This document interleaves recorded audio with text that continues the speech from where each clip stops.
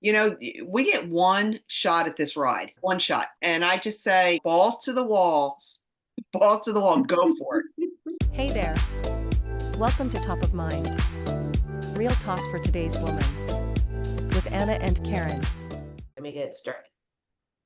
And you're on this time. Your turn. Awesome. Okay, so I'm going to read a little something here. Okay. Yes. Dear Abby. Ooh, story time. I could say, Dear Anna. Do you remember Dear Abby? Yes, I do. Okay. My God. Yes.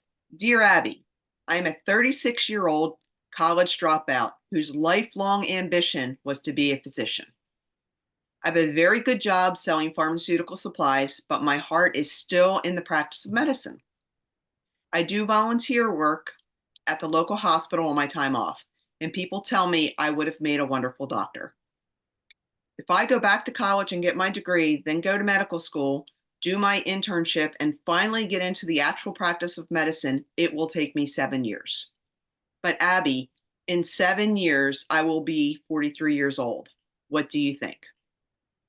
It's kind of funny because I just saw this part. Unfulfilled in Philly. I didn't realize it was unfulfilled in Philly. In Philly. I didn't realize it was a local thing. Dear Unfulfilled, and how old will you be in 7 years if you do not go to medical school?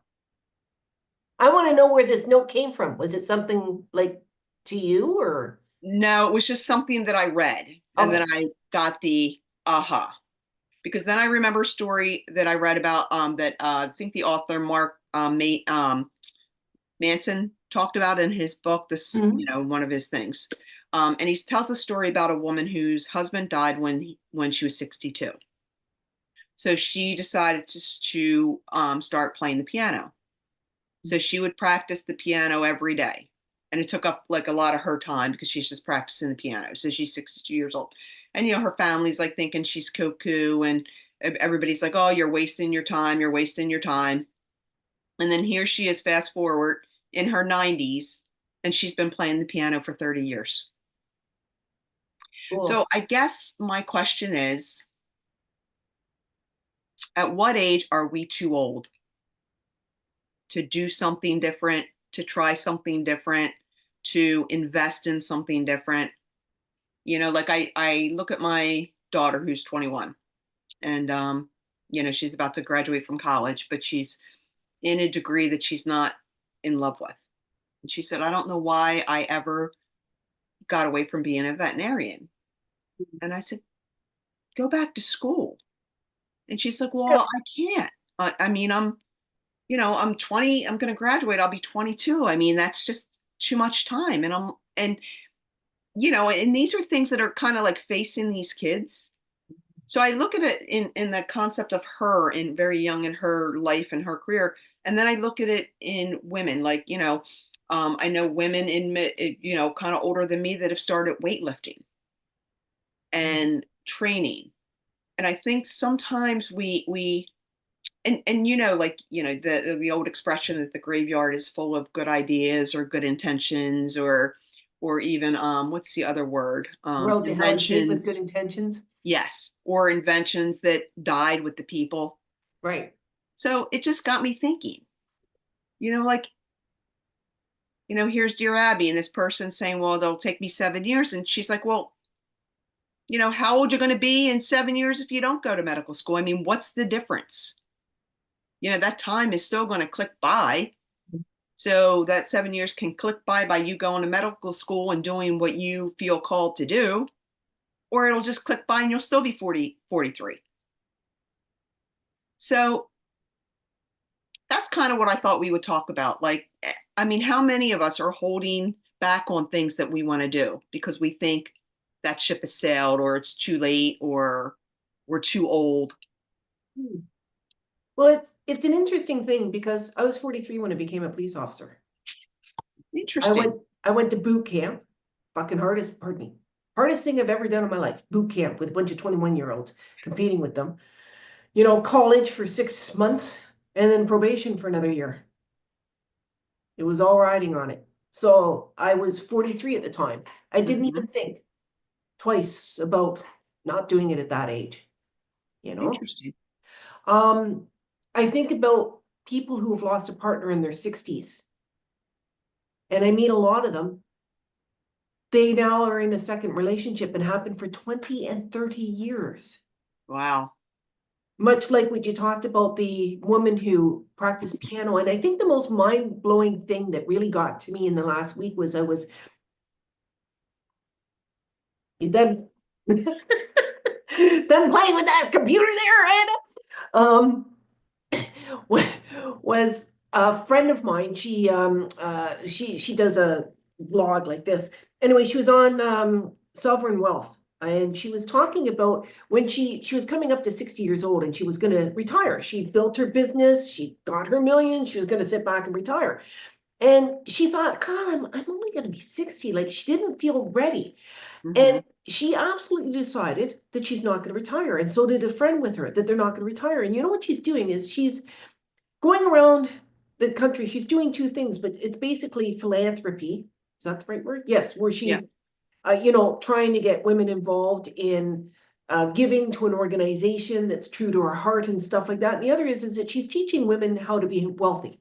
That was, both of those things are unpaid. Like Wow. there are things that she's doing, but she's actually becoming a fundraiser and doing this. And it's full-time work between the two of them. It's Right. passion, Right. but she's not retired. And I thought, yeah, I've been sitting here working to get to 60 to retire, and now I can't. It's like 64 or whatever. And it's like, do I have to retire? Do I want to retire? Hmm. Why should I? Instead, she's been doing something that she had to survive, and because she wanted to and loved and she was successful at. Now she's doing a real passion. And Hmm. I know another woman who I really respect and admire. She's 75, and every now and then she'll go through and think, I should retire. She's written a couple of books, and what she does is she teaches. She was an accountant, not an accountant. An accountant, and she teaches people how to do business. That's what she did her whole life, right? She made Wow. lots of money teaching people. What do you call that when you invest? Invest. And she wrote a book. And now what she does is she goes on every day and she talks about her book in a chapter. But she's on there. You watch her show. She's having the best time. I say her show. Listen to me. It's like a show. She's got like 100 subscribers. Every day, sit down with her for 10 minutes, talk and chat about what to do about finances, money, things like that. She takes it from her book. She just keeps Hmm. doing it again and again. She's having the freaking best time of her life, Awesome. having fun. And I sit there think, I want to be like that. Hmm. And I know every now and then she'll think, oh God, I gotta go out and get clients again because I've lost a few and I need to top it up. And I know she does that. Oh God, well, I don't want to sell myself and that. And maybe I should retire. No, she gets a few more clients, and the next thing you know, she's off and running again, like. Hmm. So I think that it's our mind that stops us. It's our mind that tells us we're old. It's probably, probably not the question to ask you because you're kind of like me, where we Yeah. have a different mindset. But I just wonder, like, from our listeners, like, how many people out there think Mm. that it's, too late for them to, follow their passion or to change careers or just, make a different choice in life. Well, I guess that maybe the question would not be is, do I have time? It's like, do you want to put the time, energy, and effort into that change? Mm. Like when I decided to become a police officer, I didn't actually know what I was getting myself into, especially freaking boot camp.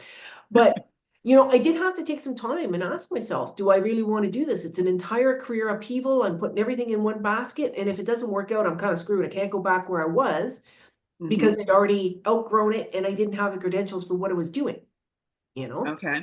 So it was all in or not. But I think that that's what you kind of have to ask. Like your daughter, she's 21. I mean, for God's sakes, this is a time to go to school for 7 years, for God's sakes, without a Hmm. question. So the 35-year-old, it's like that was looking at whether they wanted to do this vet. She'd have to quit everything, go all in, and become probably wouldn't have the financial resources if she goes all in full time. Hmm. May have a family to look after. It's going to be tight. It's going to be uncomfortable. She may have to borrow money, change her lifestyle. Is she willing to do that for the end payoff? That to me is more the question of whether or not I should be doing it this time. It's like, how much pain are you willing to go through to get it? Right. Or maybe you can do like I tried to do part time. I went to full-time work, which was a 60-hour week at the time, and part-time studies, which was 10 hours each week, plus attending classes for 7 freaking years. Wow. I was so fed up with school. I didn't ever want to see school again unless I was paid for it in my 40 hours. You know, so it could be that too. She could do Hmm. it that way. Like, but again, that's to me more the question. The piano, like, you know, at 60 years of age, a friend of mine, I had one of those keyboards sitting here, and I had wanted to do it, but I didn't have the time. And it sat here for like 3 years. And she just said, "Oh, I'm thinking of taking piano." Here you go. She got an instructor. She's playing music. Wow. It's a couple years later. She loves it. She'll never be a concert. Well, sorry, let me rephrase that. She can be. Hmm. But what it does for her and what she enjoys a couple years later, just practicing, getting into it, gives her something. Right. Right. And to me, I don't know. Again, I just want to encourage people that if there's something out there that you felt like, maybe you can't do it because you're old or, nobody will take you serious. I just say F that. We get one shot at this ride, Yeah. one shot. And I just say, balls to the walls, balls to the wall, go for it. And I get Karen's like rationale. Are you willing to do this? I'm like, fuck that. Just go for it. The universe has a funny way of putting things in your path when you're on the road to where you're meant to be. So that's all. That's how I'm going to leave this. Go for it. Go for it. Go Do for it. it. So Do it. if you're thinking about something you haven't done, we want to know what it is because we don't Absolutely. want to hold you to it. You know, there's Inquiring minds want to know. yes. Please let us know right below. Is there Yes. something you put off that you really wish you'd done? Painting, whatever. Do it. Sign up now. Hmm. You'll enjoy it. You'll have a great time. And let us know. Thank you. And I am Karen Vale, your confidence and mindset coach, and I am here with. Anna Jennings, and I'm your midlife mentor. Thanks for joining us.